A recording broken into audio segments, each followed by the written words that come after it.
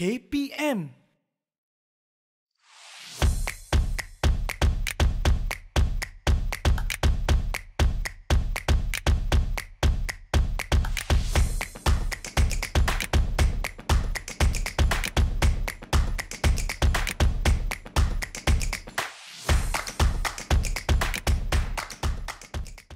Assalamualaikum dan salam sejahtera. Anda sedang menyaksikan Bina Upaya Guru, sebuah program KPM khas untuk menelusuri kerjaya seorang guru sama ada terus mengajar di sekolah, menjadi pensyarah atau menceburi bidang pentadbiran. Inilah Bina Upaya Guru, wadah perjuangan KPM bagi memperkasa dan memperkenalkan dengan lebih mendalam apa agaknya yang mereka lakukan di Kementerian Pendidikan Malaysia.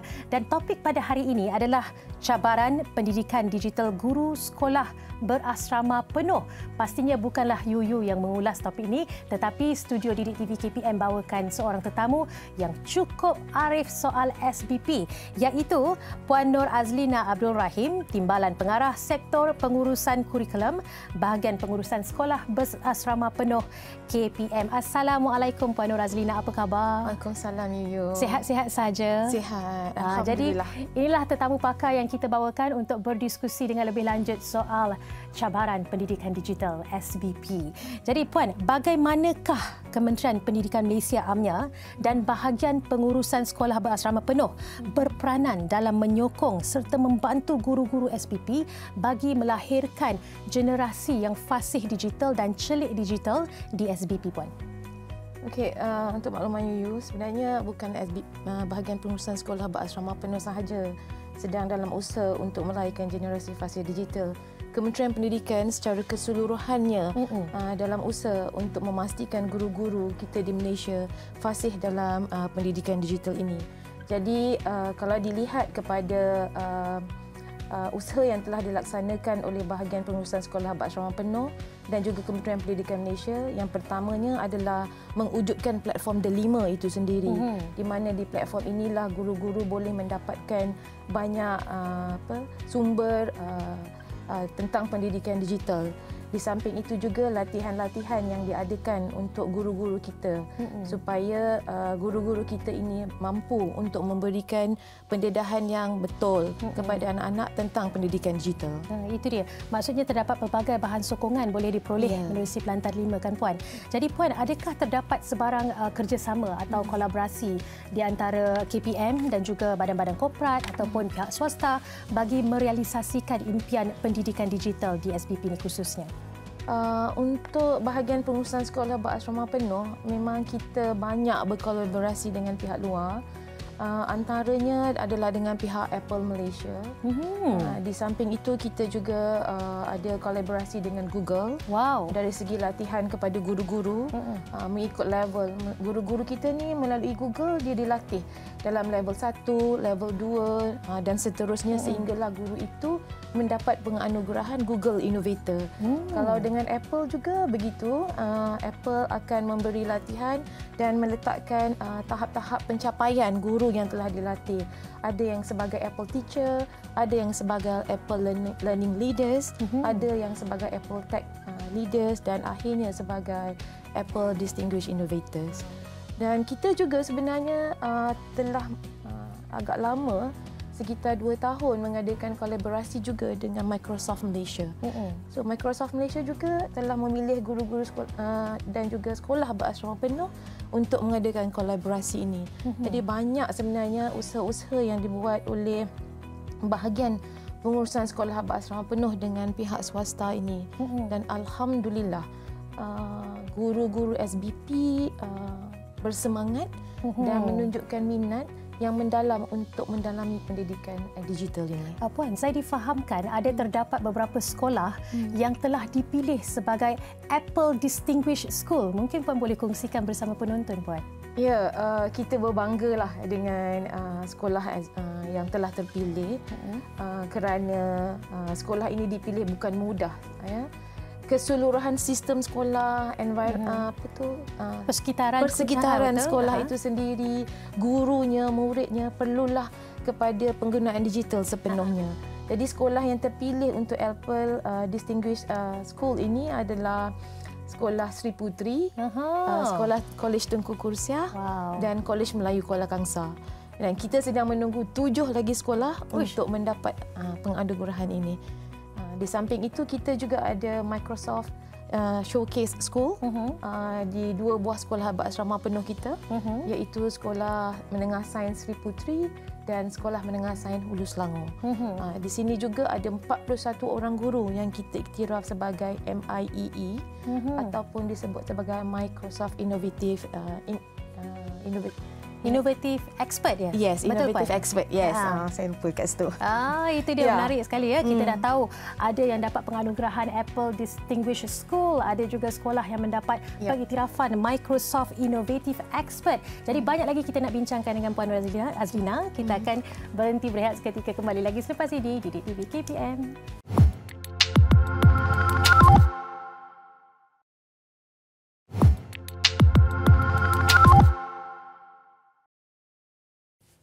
Kembali lagi bersama Bina Upaya Guru di Didik TV KPM. Anda masih bersama dengan saya, Yuyu Aziz, dan juga tetamu istimewa kita pada hari ini iaitu Puan Nur Azlina daripada BPSBP Kementerian Pendidikan Malaysia.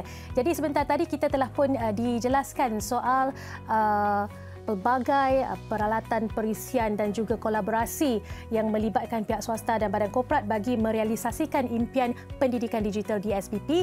Dan ketika ini Puan, saya tertanya-tanya Puan, apakah turning point sebenarnya yang menjadi asbab kepada terlahirnya, tercetusnya gerakan untuk mendigitalkan pendidikan dan memantapkan lagi pendigitalan dalam pendidikan, Puan? Okey, sebenarnya Yuyu, COVID-19 memberi banyak hikmah kepada kita lah, khususnya dalam bidang pendidikan. Dan saya bercakap dari perspektif sekolah berasrama penuh. Apabila pandemik COVID-19 melanda, maka banyak sekolah yang ditutup. Dengan itu, guru-guru tak dapat melaksanakan proses pengajaran dan pembelajaran seperti biasa secara fizikal di dalam bilik darjah. Berpunca daripada ini, maka satu pendekatan baru dibincangkan secara serius oleh Kementerian Pendidikan bagaimana kita hendak berusaha untuk menangani masalah ini. Dikhawatir ada defisit kepada pembelajaran murid. Maka guru-guru didedahkan kepada pendigitalan dalam pendidikan ataupun PDP mereka. Jadi COVID-19 ini sebenarnya memberi satu impak besarlah kepada era perubahan daripada sesi pengajaran yang konvensional dalam bilik darjah kepada kaedah pengajaran secara online, dan guru sebenarnya menambah baik dan untuk menarik minat murid dalam pengajaran, mereka mengolah pembelajaran online itu melalui pendidikan digital ini. Jadi Puan, kalau kita lihat 2 tahun tempoh kita melalui fasa Perintah Kawalan Pergerakan ketika pandemik, ketika itu adalah fasa adaptasi dan satu fasa peralihan daripada konvensional ke arah pendigitalan. Dan sekarang ni sedikit Puan, macam mana penerima gunaan digitalisasi ataupun pendidikan digital di SBP? Sebenarnya dalam tempoh 2 tahun kita mengalami pandemik COVID-19, intensiti kepada penggunaan pendidikan secara digital ini berlaku seperti biasa, dan rutin pengajaran guru juga berlaku seperti biasa. Tidak ada pengurangan dari segi masa, contact hours bersama dengan murid-murid. Maka dengan ini bermaksud bahawa ia bukanlah satu bentuk halangan untuk guru-guru sekolah berasrama penuh. Mereka kekal bagi memastikan konsistensi pencapaian akademik murid-murid di SBP. Maka mereka terus belajar untuk memastikan anak murid mereka mendapat pengetahuan yang sepatutnya pada kurikulum semasa. Alhamdulillah, itu semangat yang kita mahu kan. Jadi Puan, dalam pendidikan digital ni, adakah sebarang tokoh guru yang memberi inspirasi bagi memastikan matlamat pendidikan digital ini dicapai khususnya di sekolah berasrama penuh? Itulah bila saya bercakap mengenai guru sekolah berasrama penuh ni, komitmen guru-guru di sekolah berasrama penuh ini memang sangat luar biasa, Yuyu, sebenarnya.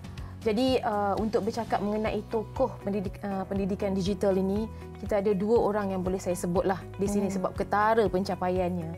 Salah seorangnya adalah Cikgu Kamarul Zamri, bakar daripada Sekolah Menengah Sains Tengku Jaafar, Kuala Pilah. Beliau telah banyak membantu. Beliau ialah seorang Google Innovators dan kemudiannya mencapai anugerah tertinggi. Ada banyak anugerah sebenarnya, tapi yang saya paling ketara adalah anugerah Guru Inspirasi McDonald pada tahun 2020. Banyak sumbangan-sumbangan yang dia buat kepada sekolah, kepada Negeri 9 khususnya, peringkat kebangsaan dan juga kepada international. Sekarang ni yang paling latest adalah dia telah membangunkan sistem pengurusan pembelian dalam sekolah dia secara cashless e-wallet. Wow. Yes. Kemudian yang keduanya adalah Cikgu Razif bin Abdul Razak dari Kolej Melayu Kuala Kangsar. Beliau pula dikenali sebagai Apple Distinguished Educator. Jadi apa yang dia buat sebenarnya banyak melahirkan murid-murid dalam kalangan murid-murid dia sendiri sebagai Apple Tech Leaders. Bila murid ini dibangunkan atau menjadi seorang Apple Tech Leaders, ini bermakna bahawa aplikasi yang diajar kepada mereka telah mampu menghasilkan satu penghasilan baharu. Misalnya hasil-hasil kreatif, lukisan-lukisan kreatif. Ini juga adalah satu pencapaian besar Cikgu Razif inilah daripada MCKK. Dan kita berharap ada ramai lagi guru bahagian pengurusan guru di sekolah berasrama penuh sebenarnya untuk menjadi tokoh yang boleh membantu guru-guru lain di sekolah berasrama penuh. Saya kagum dan teruja dengar apabila Puan sebutkan tentang dua tokoh guru sebentar tadi, kerana sebenarnya mereka bukan sekadar mengajar tetapi mereka lead by example. Yes. Maksudnya sebagai guru sekolah berasrama penuh, mereka menunjukkan ciri-ciri kepimpinan sendiri untuk mengimplementasikan penggunaan digital itu kepada murid. Mereka sendiri membangunkan sistem dalam sekolah itu agar murid terinspirasi dan seterusnya tidak merasakan bahawa pendidikan digital itu satu beban, kerana jika guru boleh melakukannya, murid juga mampu melakukannya. Puan, banyak lagi soalan nak tanya ni sebenarnya, tapi kita berhenti berehat seketika, kembali lagi selepas ini di Didik TV KPM.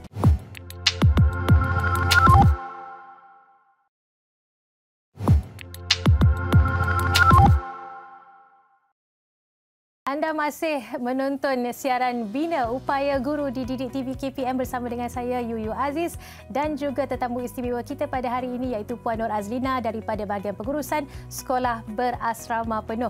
Jadi sebentar tadi Puan Nur Azlina telah pun berkongsi dengan kita soal bagaimana turning point atau apakah turning point yang menjadikan guru-guru perlu menguasai pendidikan digital untuk mengajar murid-murid khususnya di Sekolah Berasrama Penuh yang mempunyai ekspektasi masyarakat dan keluarga yang amat tinggi sebenarnya, Puan, kan? Jadi Puan, kita teruskan perbincangan kita pada hari ini. Sebenarnya dalam mengimplementasikan pendidikan digital khususnya di Sekolah Berasrama Penuh ini, apakah antara cabaran utama yang dihadapi KPM khususnya bahagian pengurusan Sekolah Berasrama Penuh, Puan? Okey, Yu, bila kita bercakap mengenai cabaran pendidikan digital ni, terlalu banyak cabaran yang kita hadapi. Kerana bila kita melihat membangunkan pendidikan digital di sebuah sekolah umpamanya, kita ada guru dan juga ada murid dan sekolah itu sendiri. Tetapi yang membuatkan sistem pendidikan digital itu berfungsi dengan sempurna adalah perlunya kepada peralatan itu sendiri, sama ada device itulah, kemudian adanya kandungan ataupun silibus kepada pendidikan digital. Di samping sebenarnya ada connectivity yang baik untuk pendidikan digital, dan akhir sekali sebenarnya adalah software itu sendiri. Jadi semua perkara ini perlu lengkap bagi memastikan sistem pendidikan digital yang dilaksanakan dalam sekolah itu bersifat sempurna dan lancar. Jadi kalau kita bercakap mengenai device, bukan semua murid sebenarnya mampu memperoleh device ini. Itu dah satu cabaran. Kemudian dari segi connectivity, kita tahu bahawa connectivity ini kadang-kala baik di sesuatu kawasan, tapi di suatu kawasan yang lain mungkin ada masalah. Betul. Di samping itu juga dari segi softwarenya dan kurikulumnya. Dan ada guru yang sebenarnya belum lagi memahami ataupun mengadaptasi dengan baik beberapa aplikasi-aplikasi ataupun silibus-silibus yang berkaitan dengan pendidikan digital ini. Misalnya kalau kita sebut mengenai augmented reality, ataupun kita bercakap mengenai virtual reality, ataupun ada yang setengah-setengah orang panggil mixed reality, MR. AR, VR, MR. MR dengan AR ni sebenarnya antara dua perkataan yang sebenarnya sama je, perkara yang sama.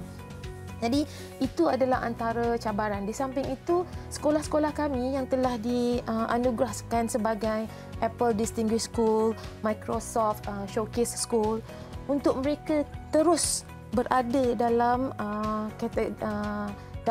kategori sebagai Distinguished School itu sendiri, ataupun sebagai Showcase School itu sendiri. Ini juga satu cabaran untuk kami. Dia konsisten akan mendapat pengiktirafan ini. Begitu juga dengan guru-guru di sekolah berkenaan.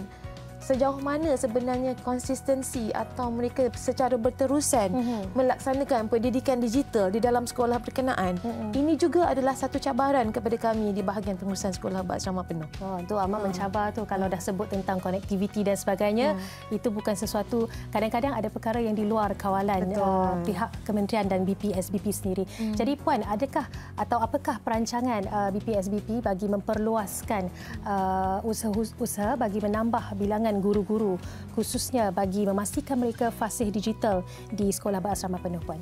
Okey, sebenarnya di bahagian pengurusan sekolah berasrama penuh pun, kita selalu memikirkan bagaimana guru, semua guru sekolah berasrama penuh ini sekurang-kurangnya mahir dalam pendidikan digital ini. Walaupun aplikasi kepada penggunaannya itu mungkin tidak sepenuhnya di sekolah, tetapi mereka memahami dan tahu apa itu pendidikan digital. Ini selarilah kalau kita lihat dengan usaha kementerian bila dia memperkenalkan akaun delima itu. Jadi setiap guru ada akaun delima. Betul. Jadi dari bagaimana kita merancang, sebenarnya kita ingin pelibatan kita lebih intensif dan lebih kerap dengan pihak-pihak luar, umpamanya Apple dengan Microsoft, dan kita nak tambah lagi bilangan guru-guru yang sebenarnya dipilih oleh pihak Apple dan Microsoft serta Google ini kepada kita. Jadi bila mereka ada bersama kita, jadi mereka dapat membantu guru-guru kita supaya mencapai tahap yang kita harapkanlah, tahap optimum dalam memahami pendidikan digital ini. Kerana tahulah Yuyu, cikgu-cikgu di sekolah berasrama penuh ini selalu dijadikan sebagai penanda aras. Betul. Kepada guru-guru yang lain. Jadi saya selalu memaklumkan pada mereka bahawa guru-guru SBP perlu lebih ke hadapan untuk menjadi sebagai the spearhead kepada orang lain. Itulah tujuannya. Jadi memang dia kalau sekolah berasrama penuh ni memang lazimnya masyarakat sinonim untuk mengaitkan dengan the elite teachers ataupun kita panggil cream de la cream. Maksudnya mereka menjadi kayu ukur kepada, contohnya dalam konteks ini, pendidikan digital. Bila mereka mampu melakukannya, guru-guru lain juga mampu melakukannya juga, insya-Allah. Sedikit harapan daripada KPM khususnya bahagian pengurusan sekolah berasrama penuh, Puan. Okey, kalau bercakap mengenai harapan ni, tinggi harapannya. Besar harapannya. Tinggi dan besar. Bukan sedikit harapannya. Jadi, bagi kami di Kementerian Pendidikan, khususnya bahagian pengurusan sekolah berasrama penuh, selari dengan dasar sains, teknologi dan inovasi negara di samping dasar IR 4.0, Kementerian Pendidikan kini sedang dalam rangka membangunkan dasar pendidikan digital yang belum dilancarkan, tapi kita dalam usaha berkenaan. Walau bagaimanapun SBP tidak mahu ketinggalan dan tidak mahu menunggu, apa yang kita harapkan adalah sebenarnya guru-guru di sekolah berasrama penuh berusaha untuk mencari peluang dan kita kata explore lebih banyak peluang-peluang pendidikan digital tanpa menunggu apa yang akan kementerian berikan.